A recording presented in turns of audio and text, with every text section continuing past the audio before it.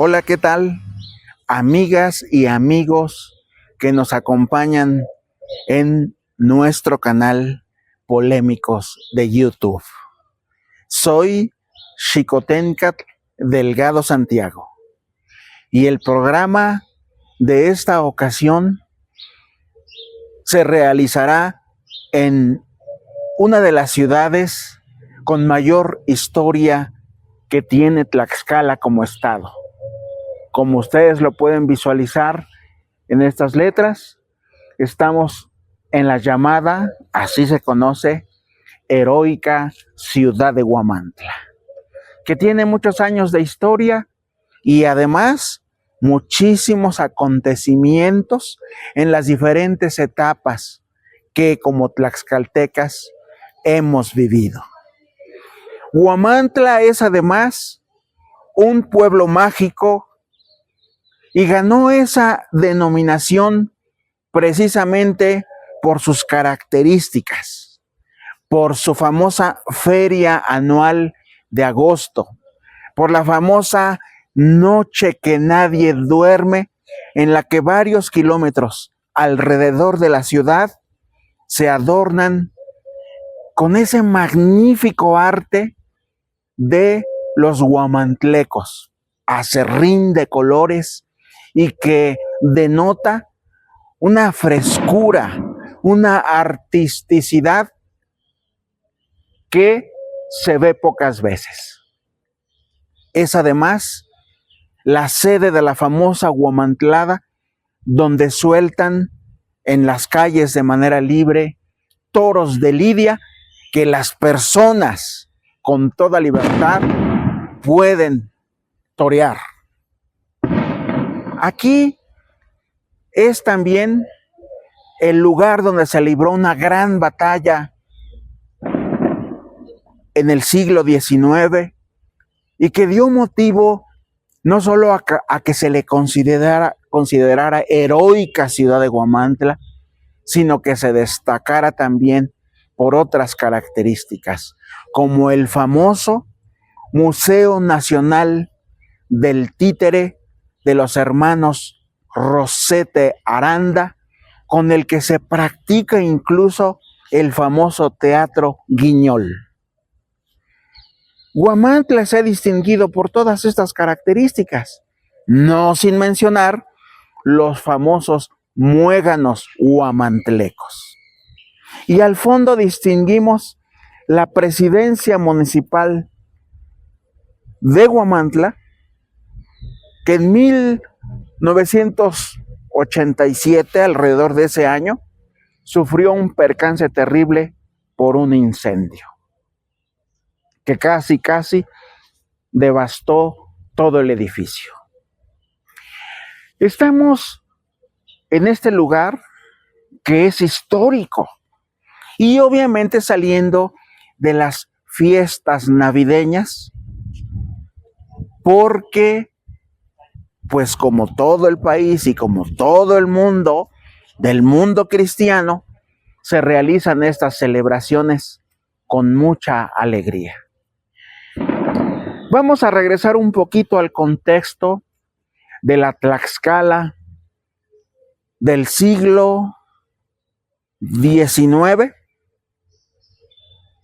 finales del XVIII, principios del XIX, cuando vinieron una serie de cambios que motivaron una transformación a nivel Latinoamérica con las diversas revoluciones de independencia que tuvieron lugar desde finales del siglo XVIII. Primero, obviamente estamos hablando de Norteamérica, el mundo anglosajón, con la independencia de los Estados Unidos de América de 1776.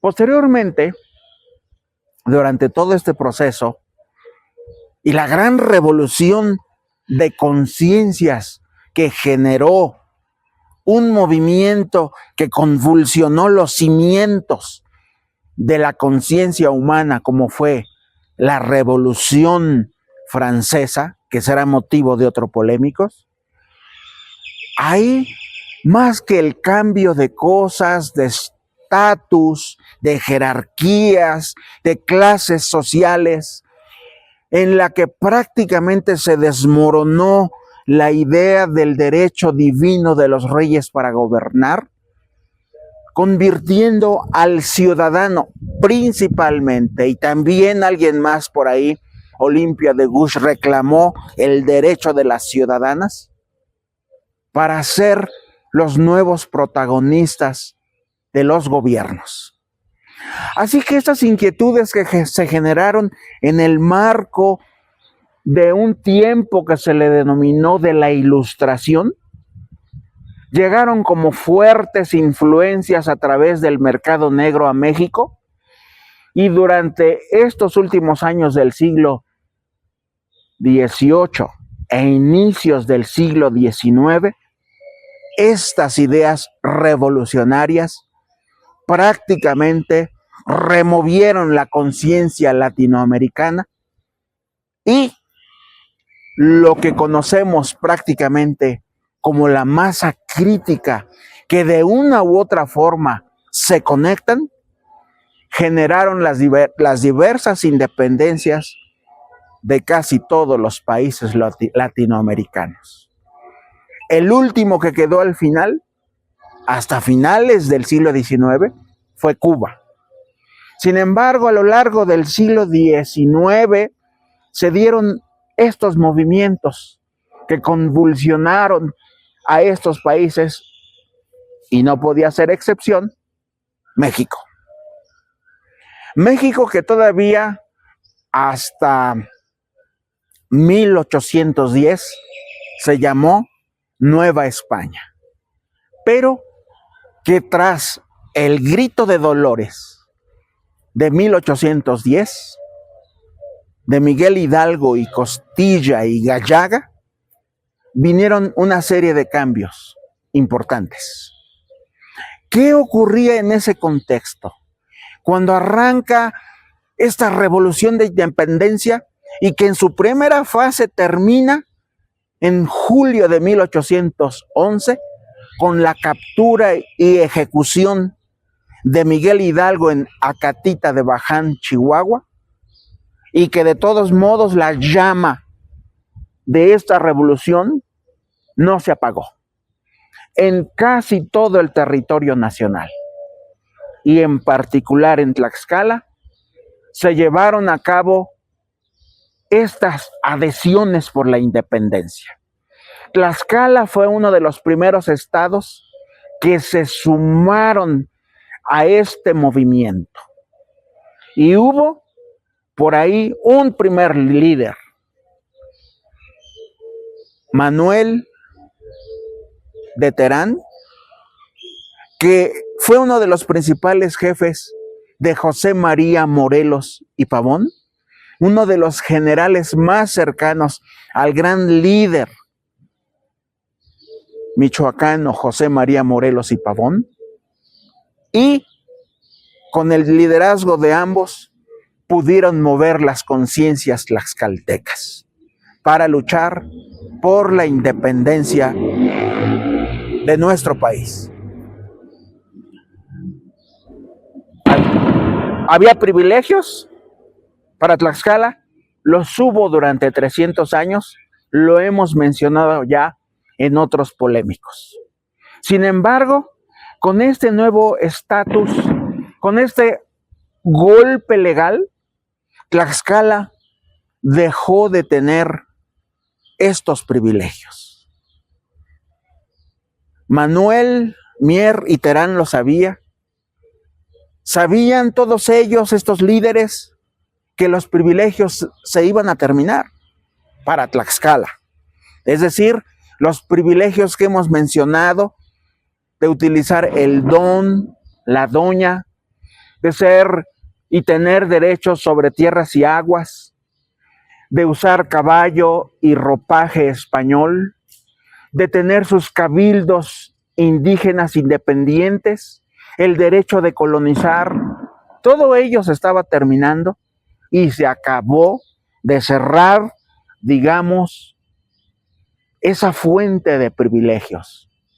porque cuando llegó la independencia totalmente, por la que luchó don Manuel Mier y Terán, y muchos tlaxcaltecas que se sumaron a la independencia, en 1824, con la nueva constitución liberal, Tlaxcala fue uno más de los territorios que tenía lo que ya para este momento se llamaría México, o el nombre largo que le pusieron en esta constitución, Estados Unidos Mexicanos.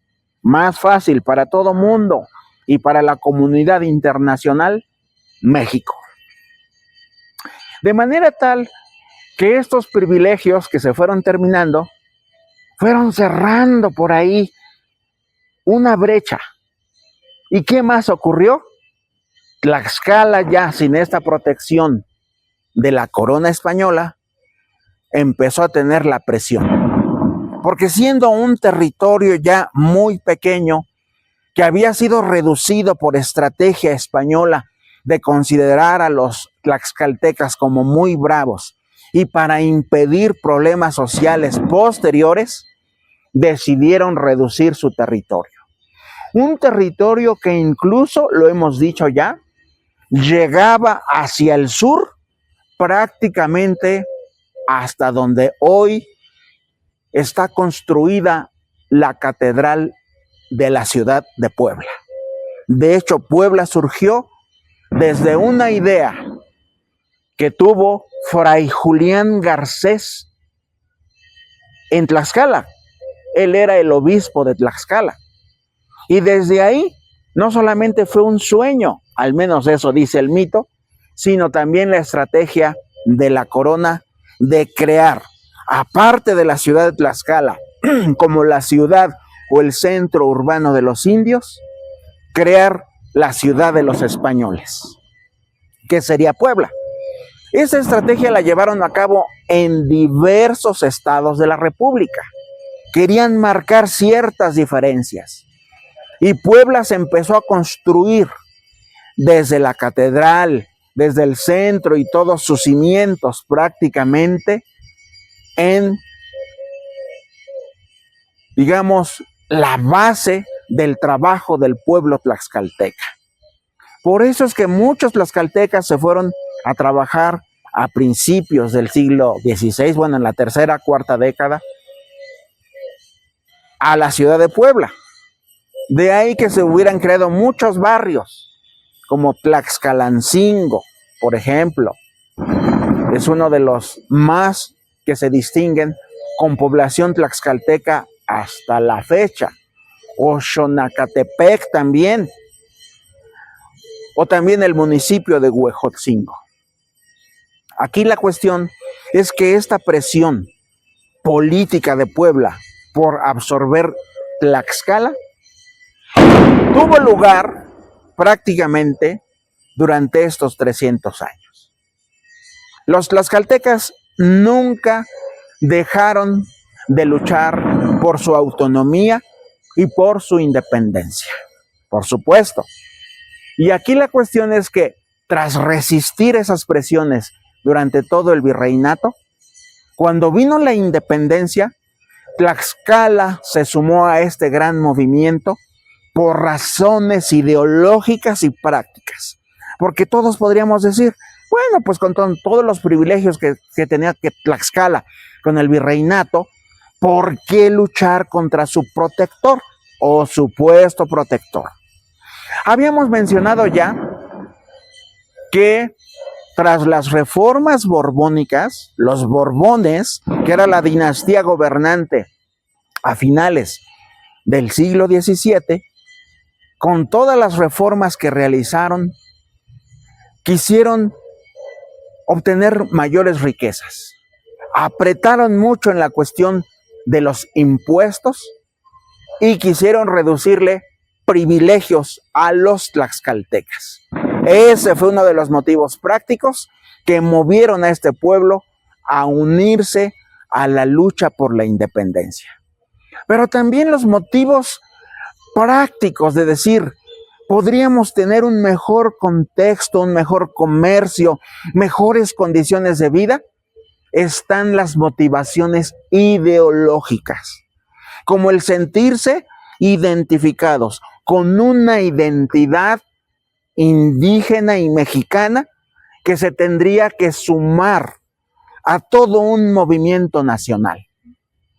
Por las razones de sentirse también en ese ámbito del liberalismo que se había, digamos, convertido en una base desde Hidalgo y tantos pensadores e intelectuales que comenzaron a justificar el movimiento de independencia mexicano.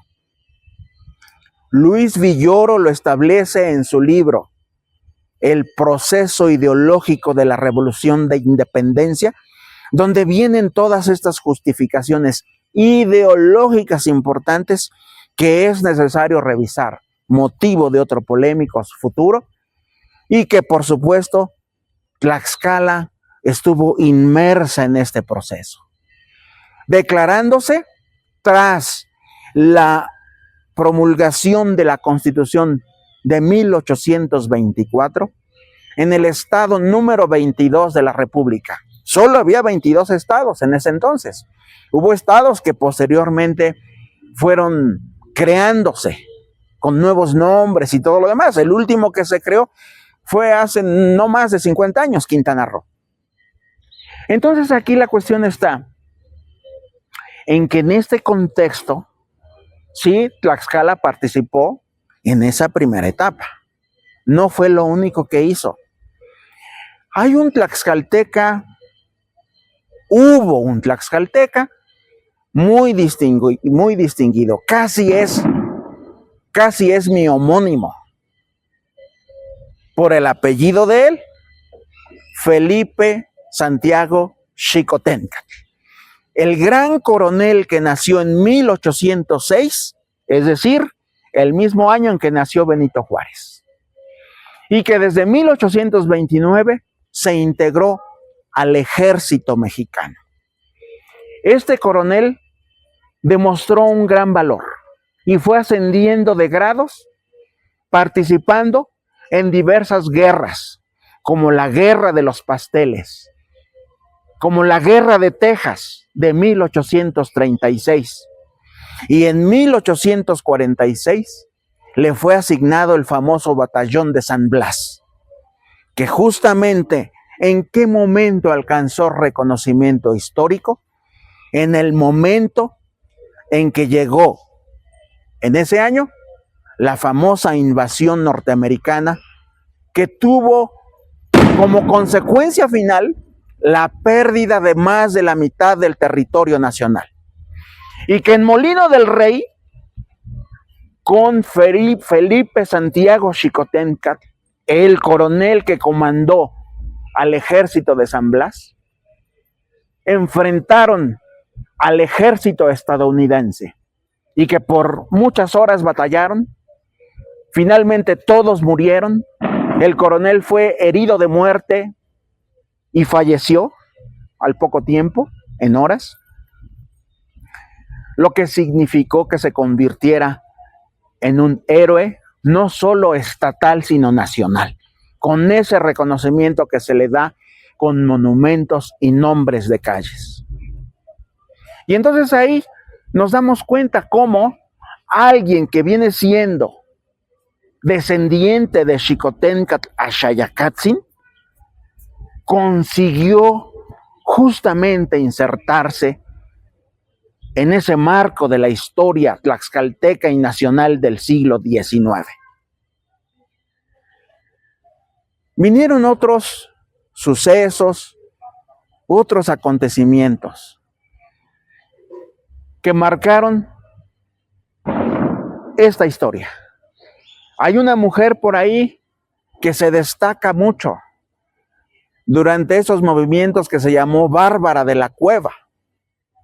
Bárbara de la Cueva participó durante las diferentes etapas del movimiento de independencia tlaxcalteca, que ayudó no solo en los campos de batalla, sino que además surtía de pertrechos a los ejércitos, de alimentos y apoyando siempre en los diferentes sucesos del movimiento de independencia. Viene posteriormente un suceso muy importante para Tlaxcala. La Tlaxcala que, reitero, en el siglo XIX siguió sufriendo la presión de Puebla para que fuera integrada al enorme estado de Puebla. En 1836, Tlaxcala perdió su autonomía porque fue integrada al departamento del Distrito Federal de entonces. 10 años duró este proceso y en 1846 recuperó su estatus como territorio federal. Y no fue sino hasta el año de 1856, un 9 de diciembre, que el diputado federal Mariano Sánchez, representando a Tlaxcala, pronunció un discurso muy importante. Hay que recordar que estamos hablando del Congreso Constituyente de 1856-1857, que le dio a México una de sus constituciones más importantes, con la batuta de los liberales, encabezados por Benito Juárez García. Y aquí es donde nosotros nos damos cuenta cómo ese discurso, que entre otros argumentos sostuvo que la población de Tlaxcala era creciente, que tenía estabilidad económica y que podía aportar mucho a la nación, se le concedió en ese Congreso su estatus como Estado independiente y autónomo. Y no solamente fue el esfuerzo de Mariano Sánchez, lo realizó también el que era jefe político en ese entonces de Tlaxcala, Guillermo Valle. Y cuando se convirtió en jefe político, una de sus principales labores fue luchar por la autonomía de Tlaxcala, que después con el discurso consiguió Mariano Sánchez. Y entonces Tlaxcala desde 1856, 9 de diciembre, consiguió ese estatus que conserva hasta la fecha. De manera tal que podemos sacar como una especie de conclusión que la historia de Tlaxcala no ha sido fácil. Que si en un momento, por ejemplo, cuando llegaron los españoles, pugnaron por una alianza tras varias batallas con ellos, fue por una estrategia de sobrevivencia contra el pueblo mexica. Cuando vino el movimiento de independencia mexicano, se sumaron a las fuerzas independentistas también por otra estrategia, por cuestiones ideológicas y prácticas. Y durante todos estos siglos, Tlaxcala ha resistido presiones de diversa índole. No me estoy quejando de ninguna manera de Puebla o de sus actitudes. Esas están en el pasado. Porque hoy día existe una enorme amistad y hoy día existe, digamos, conexiones, acuerdos, intercambio de todo tipo, incluyendo el comercio, incluyendo el trabajo, incluyendo la industria. Yo mismo tengo muchos amigos y amigas poblanas. Y hay una persona que es de Puebla que es muy especial en mi vida, a quien ya he presentado en otros polémicos. Así que sería muy maniqueísta estar asumiendo posturas que no van, como el exigir el perdón por hechos del pasado en sucesos que hoy han transformado nuestra vida. No es posible. Por esa razón es que el día de hoy elegimos este escenario maravilloso de la heroica ciudad de Huamantla, Tlaxcala, como uno de los argumentos con hechos contundentes del trabajo que realiza el pueblo huamantleco, que es además uno de los municipios más grandes del estado, con 39 comunidades y una serie de sucesos que se dan, entre otras cuestiones, que están basadas en el trabajo, en el reconocimiento a su comercio, a sus tradiciones, a sus festividades. Lo que escuchamos hace rato, como los famosos cohetes. La cohetería es toda una industria que existe en el estado de Tlaxcala y que también es, digamos, uno de los impulsos económicos de muchas familias que se dedican a esta industria. Huamantla, entonces, es un municipio reconocido enormemente a nivel internacional. Una ciudad como esta que nosotros podemos observar con todo el urbanismo, con todo el desarrollo que podemos atestiguar hoy día, en pleno siglo XXI, gracias a este trabajo tesonero que se ha realizado en los últimos 2 siglos de independencia, donde no puede, digamos, dejar de pensarse en la estructura que tiene Huamantla, acorde con la estructura urbana de los españoles, y que existe en la ciudad capital de Tlaxcala, y yo diría que casi en todos los pueblos y municipios de Tlaxcala.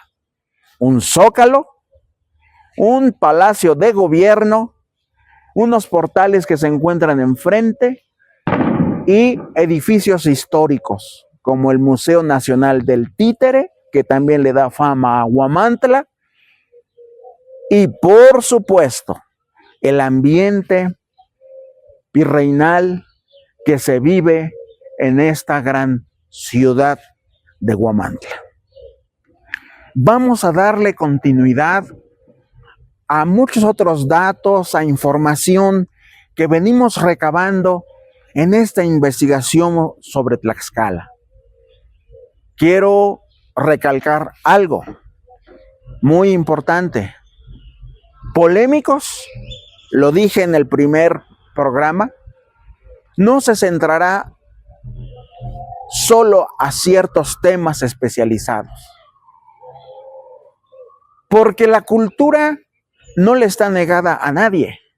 Y mientras existan bibliotecas que no sean cementerios, mientras existan hoy incluso ya los libros digitales y tengamos la voluntad, la intención y la actitud de seguir preparándonos y leyendo, hacia allá va a ir Polémicos.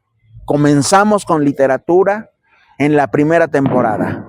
Le dimos continuidad con historia universal y nacional en la segunda temporada. Y la tercera temporada la quisimos enfocar exclusivamente a 9 programas de Tlaxcala. La siguiente temporada, que es la cuarta, abordará temas de otra índole que prácticamente nos harán volar la cabeza, como lo hicieron esos 9 autores que vamos a presentar en la que sigue, y que no entran en un género muy conocido.